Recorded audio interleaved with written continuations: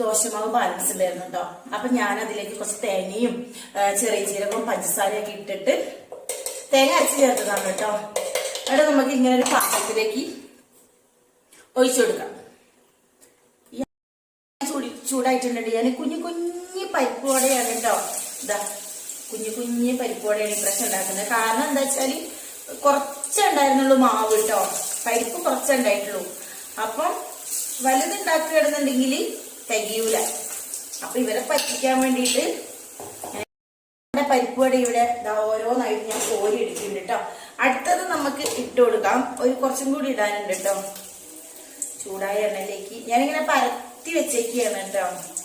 ഇവിടെ കൊതിയം പൂച്ചകള് ഇവിടെ മണം പിടിച്ച് വന്ന് നിൽക്കുന്നുണ്ട്.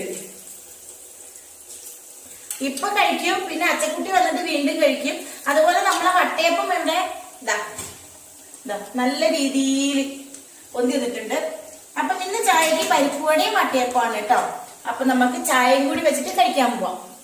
നമ്മുടെ വട്ടയപ്പം ഇവിടെ റെഡി ആയിട്ടുണ്ട് കേട്ടോ. ഞാൻ എന്റെ ജീവിതത്തിൽ ആദ്യമായിട്ടാണ് ഇങ്ങനെ ഒരു വട്ടയപ്പം ഉണ്ടാക്കുന്നത്. അപ്പം അത് എങ്ങനെയുണ്ട് നോക്കാം. എന്തായാലും നല്ല രീതിയിൽ കിട്ടിയിട്ടുണ്ട് കേട്ടോ. കിട്ടിയിട്ടുണ്ട്. അതുപോലെ പരിപ്പുവടയൊക്കെ ആയിട്ടുണ്ട്. പക്ഷെ പരിപ്പുവട കള്ളന്മാര് വന്നിട്ട് പരിപ്പുവട എടുത്തോണ്ട് പോകുന്നുണ്ട്. അപ്പൊ ഞാൻ പറയുന്നുണ്ട്, കഴിക്കല്ലേ ഇൻസ്റ്റയിലും യൂട്യൂബിലൊക്കെ വീഡിയോ എടുക്കാനുള്ളതാണ്. പക്ഷെ ഇവര് സമ്മതിക്കില്ല. പക്ഷെ ഒരു കാര്യം പറയാം, ഞാൻ ഉണ്ടാക്കിയതുകൊണ്ട് പറയല, ഭയങ്കര ടേസ്റ്റ് ആയിരുന്നു അല്ലേ? അത് സത്യം പറഞ്ഞേവോ? എങ്ങനെയുണ്ട്? അവരോട് പറയാം എങ്ങനെയുണ്ട്? കടയത്തെയാണോ ഇഷ്ടപ്പെട്ടത്, അമ്മ ഉണ്ടാക്കിയതാണോ? കണ്ടോ, ഞാൻ ഉണ്ടാക്കിയത് ചെറുതുണ്ടാക്കിയ കാരണം എന്താണെന്നറിയോ? വലുതാണെങ്കിൽ അവരിപ്പൊ തന്നെ തിന്നു തീർക്കും. അവിടെ നിന്ന് ഒരാൾ ഒളിഞ്ഞു വെക്കുന്നത്, ഇവിടെ നിന്ന് ഒരാൾ ഒളിഞ്ഞു വെക്കുന്നത് കള്ളന്മാര്. അപ്പം ഇത് എങ്ങനെയുണ്ടെന്ന് കാണിച്ചു തരാം.